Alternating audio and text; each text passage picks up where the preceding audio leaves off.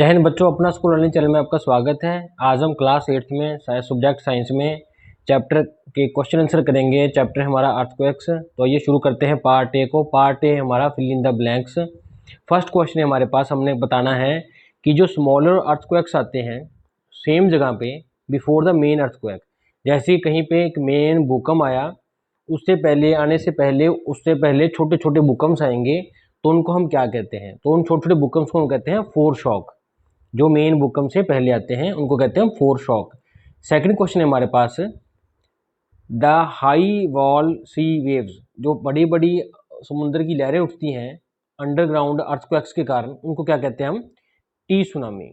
तो मीन्स जब समुद्र के नीचे ओशन फ्लोर्स पे कोई अर्थक्वेक आता है, जब कोई वॉल्कनीज एरप्ट होता है, तो उसके कारण क्या है, जो हमारी समुद्र की वेव्स है वो काफ़ी हाई उठ जाती हैं, जिसको कहते हैं टी सुनामी। नेक्स्ट क्वेश्चन है हमारे पास, क्वेश्चन नंबर 3, जो अर्थक्वेक्स हैं वो किसके द्वारा कॉज होते हैं, किस डिस्टर्बेंस के कारण? Deep inside the dash of the earth, earth के किस चीज के अंदर डिस्टर्बेंस होने के कारण ये अर्थक्वेक्स आते हैं? तो इसका आंसर देखिए क्रस्ट। तो डीप क्रस्ट मीन्स उसके नीचे जो पपड़ी हमारी अर्थ की, उसके अंदर चेंज होने के कारण, उसके अंदर डिस्टर्बेंस के कारण, मतलब कि हमारी अर्थ के अंडर ग्राउंड डीपली डिस्टर्बेंस के कारण ही ये अर्थक्वेक्स कॉज होते हैं। नेक्स्ट क्वेश्चन हमारे पास, क्वेश्चन नंबर 4, जो वेव्स एसोसिएटेड है किसके साथ? टिमोर्स के साथ, जो कि अर्थक्वेक्स द्वारा कॉज होते हैं, उन वेव्स को हम क्या कहते हैं? देखिए, उन वेव्स को हम सिस्मिक वेव्स कहते हैं, जो कि प्लेट्स के मूव होने से प्रोड्यूस होती हैं। नेक्स्ट क्वेश्चन है हमारे पास, फिफ्थ क्वेश्चन, द जियोलॉजिस्ट्स, जो जियोलॉजिस्ट्स हैं वो क्या कहते हैं कि पॉइंट ऑफ ओरिजिन, जहां पे अर्थक्वेक आता है उस पॉइंट को क्या कहते हैं? उस पॉइंट को वो फोकस कहते हैं। तो इसका आंसर है फोकस। नेक्स्ट क्वेश्चन है हमारे पास, जो डिस्ट्रक्टिव एनर्जी अर्थक्वेक की होती है उसको किस चीज में, किस स्केल पे मापते हैं? तो उसके लिए देखिए एक स्केल है जो कहते हैं Richard scale.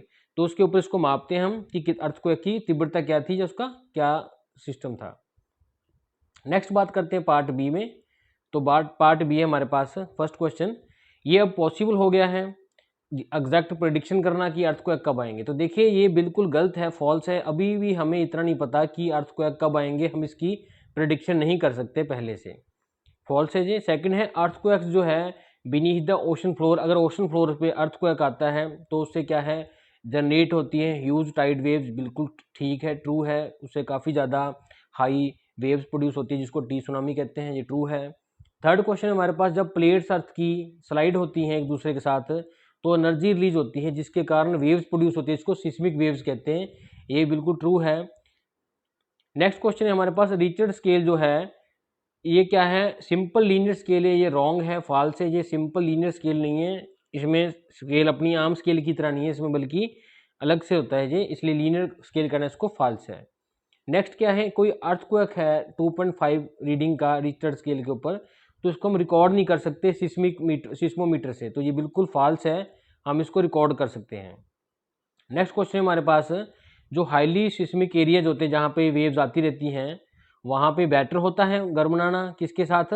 Mud and timber से, then the heavy construction material. ये बिल्कुल सही है, ट्रू है, क्योंकि वहाँ पे भूकंप आते रहते हैं, तो पता नहीं कब क्या नुकसान हो जाए, तो इसके लिए हमें मड और ये जो टिम्बर है, इससे लकड़ियों से घर बनाना ज़्यादा बेटर है। हमारे पास पार्ट सी है, टिक द करेक्ट ऑप्शन। हमने 4 में से एक ऑप्शन को टिक करना है जो कि करेक्ट है। तो आइए शुरू करते हैं। फर्स्ट क्वेश्चन है हमारे पास, जो माइनर शॉक्स आते हैं, क्वेक्स आते हैं, मीन्स जो कि ऑकर होते हैं कब? Before the main earthquake. जब भी कोई मेन झटका आता है भूकंप का, उससे पहले जो छोटे छोटे झटके आते हैं उनको हम क्या कहते हैं? तो देखिए इनको हम कहते हैं फोर शॉक्स, क्योंकि ये मेन भूकंप से पहले आती है, इनके इसलिए इनको कहते हैं हम फोर शॉक्स। तो फर्स्ट का क्या है? डी है जो करेक्ट ऑप्शन है। सेकंड क्वेश्चन की तरफ चलते हैं। सेकंड क्वेश्चन है, नेचुरल फिनोमिना जिसके कारण क्या है, अर्थक्वेक से जो एसोसिएटेड नहीं है, तो ऐसा एक नेचुरल मीन्स इवेंट बतानी है जो नेचर ही कर सकती है और जो कि अर्थक्वेक से रिलेटेड नहीं है। तो देखिए बात करते हैं, ये इसमें टी सुनामी जो है वो अर्थक्वेक से रिलेटेड है, अर्थक्वेक के कारण आती है। लैंडस्लाइड भी अर्थक्वेक के कारण होती है, और जो वॉल्कनीज है वो भी अर्थक्वेक के कारण आते हैं। लेकिन जो फ्लड्स हैं, जो फ्लड है वो अर्थक्वेक के साथ एसोसिएटेड नहीं है। नेक्स्ट बात करते हैं हम क्वेश्चन 3 की तरफ। तो earthquakes occurs when there is sudden release of stored energy in the earth. तो देखिए जब भी अर्थ के अंदर एनर्जी जो स्टोर हो जाती है वो एकदम से जब सडनली रिलीज होती है तो उसके कारण अर्थक्वेक्स आते हैं। तो ये बताना है कि ये अर्थ के कहाँ पे होती है।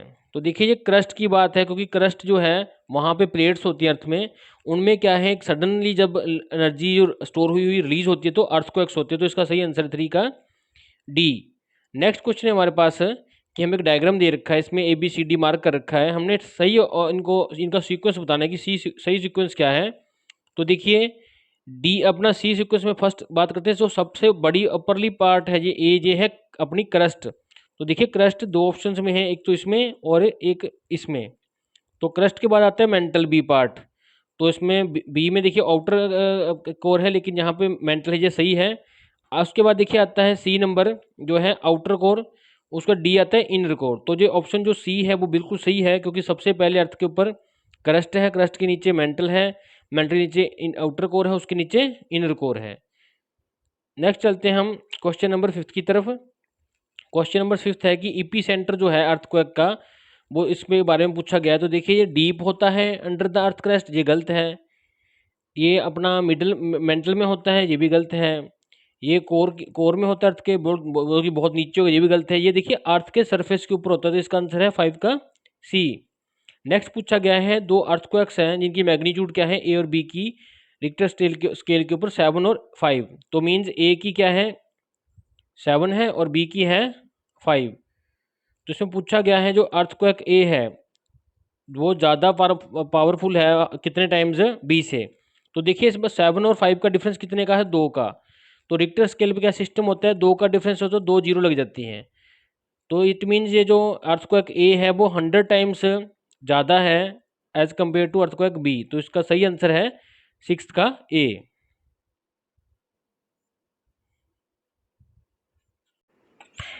आइए चलते हैं पार्ट डी की तरफ। पार्ट डी है हमारे पास answer the following question in brief. तो फर्स्ट क्वेश्चन है हमारे पास व्हाट इज अर्थक्वेक। अर्थक्वेक क्या होता है, भूकंप क्या होता है। देखिए अर्थक्वेक क्या है, एक सडन ट्रेमर है, एक सडन मूवमेंट है अर्थ का, अर्थ की क्रस्ट के नीचे जो कि थोड़े से समय के लिए होता है, इसको कहते हैं हम अर्थक्वेक।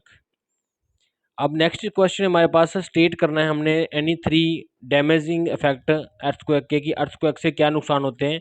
तो फर्स्ट नुकसान क्या है, देखिए जो अर्थक्वेक्स है उनसे काफ़ी डैमेज होती है हमारी बिल्डिंग्स को, ब्रिजेस को और डैम्स को। सेकंड क्या है, जो भूकंप अर्थक्वेक्स होते हैं ये मैनी केसेस में क्या है बहुत ज़्यादा लॉस करते हैं हमारी लाइफ को। थर्ड क्या है, अर्थक्वेक्स से के कारण फ्लड्स भी आ सकते हैं और लैंडस्लाइड्स भी हो सकती हैं, जिसके कारण बहुत ज़्यादा ये डेंजरस हो जाते हैं। थर्ड क्वेश्चन हमारे पास एक्सप्लेन करना है हमने कि सिस्मिक वेव्स, शॉक वेव्स कैसे प्रोड्यूस होती हैं। तो देखिए when the plates of the earth crust slide past each other, जैसे प्लेट्स हैं एक दूसरे के साथ स्लाइड होने की कोशिश करती हैं, तो दे और उनके क्या एजेस हैं फ्रिक्शन के कारण एक दूसरे में इंटरलॉक हो जाते हैं। तो इस स्ट्रेस को, इस इंटरलॉकिंग को ओवरकम करने के लिए, फ्रिक्शन को कम करने और निकालने के लिए और ज़्यादा एनर्जी लगती रहती है वहाँ पे, जो स्टोर होती रहती है वेव्स की फॉर्म में। तो इसको कहते हैं हम शॉक वेव्स। तो जैसे ही ये एनर्जी उसको स्लाइड करती है तो एक वेव्स प्रोड्यूस होती है जिसको कहते हैं हम सिस्मिक वेव्स, जैसे कि आपको फिगर में शो हो रहा है। तो देखिए जो दो प्लेट्स हैं इनमें रफ सरफेस के कारण यहाँ पे फ्रिक्शन इतना लग रहा है कि ये मूव नहीं कर रही, लेकिन जो एनर्जी है रेगुलरली इस पर लगी जा रही है मूव करने के लिए। तो एक कंडीशन आएगी जब ये स्लाइड हो जाएंगी, जो एनर्जी थी वो फिर वेव्स की फॉर्म में रिलीज हो जाएगी।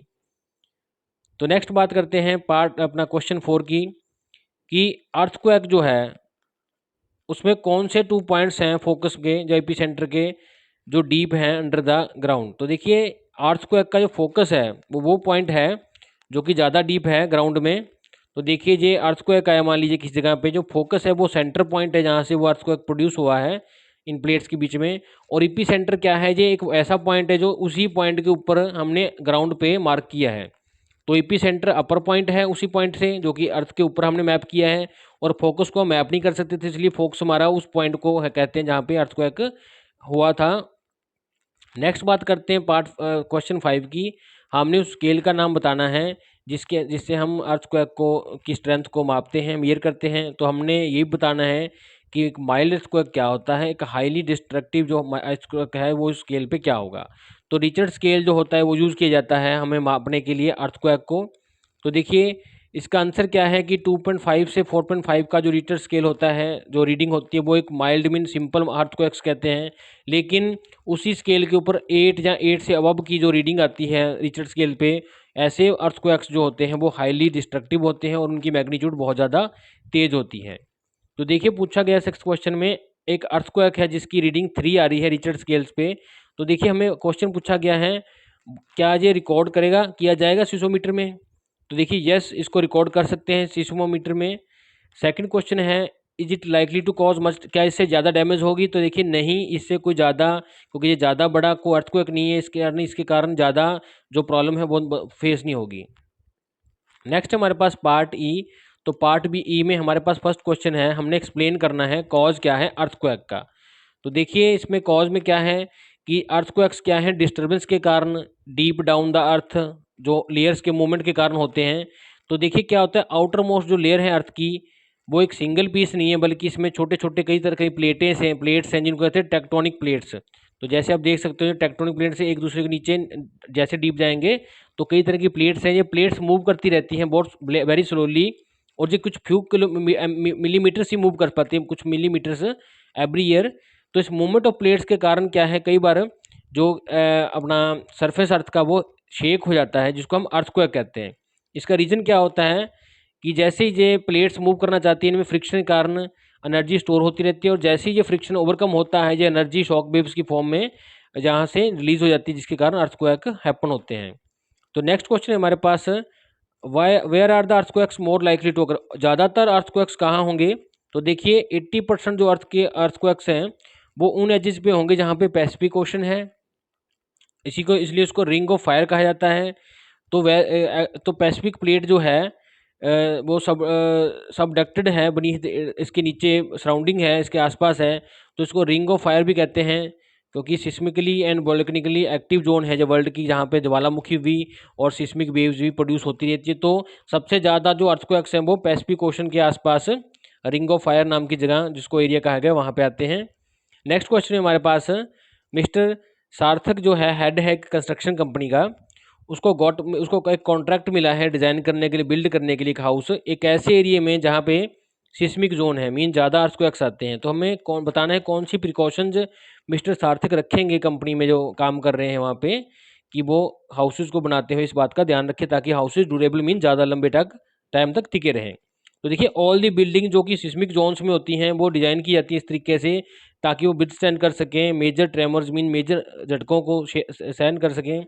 तो ये एडवाइजेबल होगा ऐसी बिल्डिंग बनाना जो सिंपल हो, क्वैक सेफ मीन जो झटका सेफ हो, और ऐसी बिल्डिंग्स में फायर का भी सिस्टम होना चाहिए ताकि फायर ना पकड़े।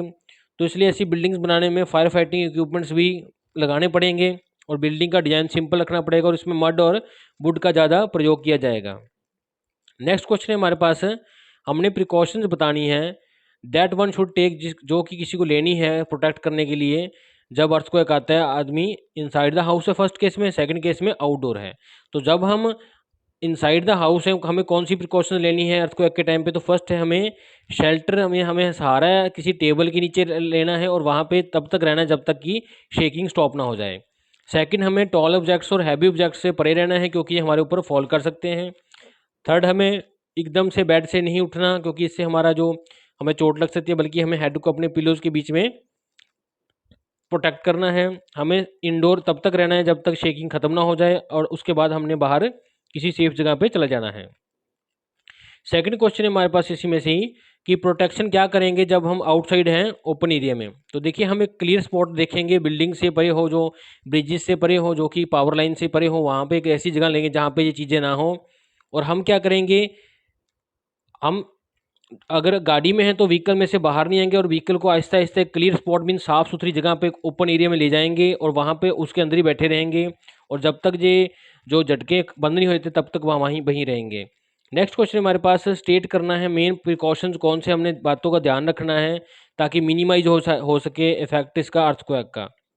तो देखिए इसमें हमने फर्स्ट क्या है, हमें सबसे पहले प्रिकॉशन जो हमने लेनी है मिनिमाइज करने के लिए इसके इफेक्ट को, कि हमने इंजर्ड बंदों की हेल्प करनी है, हमने टेलीफोन लाइंस को यूज़ करना है इमरजेंसी में, हमने तभी टेलीफोन यूज़ करना है जब इमरजेंसी हो, हमें बिवेयर होना चाहिए टी सुनामी भी आ सकती है अगर कोस्टल एरियाज हैं, क्योंकि भूकंप आने के बाद इसके आने के चांस ज़्यादा होते हैं जहाँ पे कोस्टल एरियाज हैं। हमें disaster management supplies like flash lights, first aid boxes वगैरह भी प्रोवाइड करने चाहिए, हमें होने चाहिए हमारे पास, ताकि इसको हम यूज़ कर सकें अगर हमें ज़रूरत पड़ती है। Thanks for watching this video.